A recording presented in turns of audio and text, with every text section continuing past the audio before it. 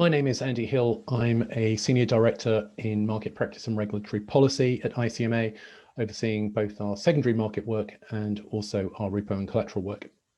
I'm going to provide a brief update on our work related to CSDR settlement discipline.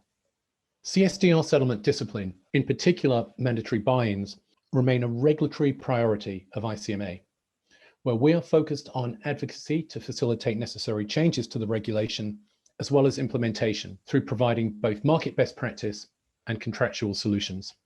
As most people are probably aware, mandatory buy-ins are not only problematic for bond markets, but they also impact repo and other SFTs, both directly for in-scope transactions and indirectly for out-of-scope SFTs by introducing additional risks to lending. ICMA remains heavily engaged in advocacy efforts, ideally with the result of removing the MBI requirement altogether, but at minimum to fix a number of design flaws in the regulation. Some of these are more general, but others are more SFT specific, in particular those related to scope.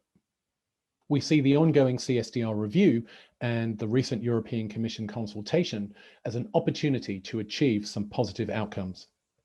But while we continue to push for the best, we also have to prepare for the worst, and so are supporting implementation primarily through updating documentation.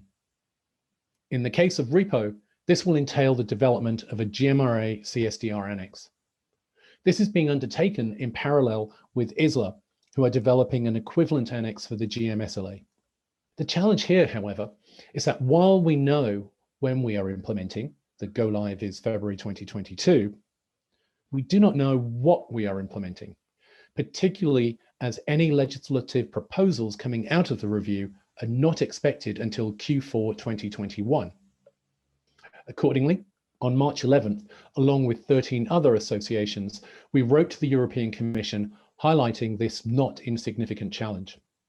ICMA will continue to be engaged with the regulators as well as members to achieve an outcome that is good for Europe's bond and financing markets, and that does not needlessly disadvantage investors, issuers, and intermediaries.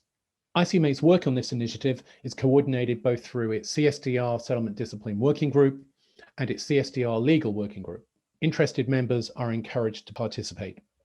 Additional resources can be found in the slide pack that you will receive, and more information on mandatory buy-ins can be found on ICMA's webpage.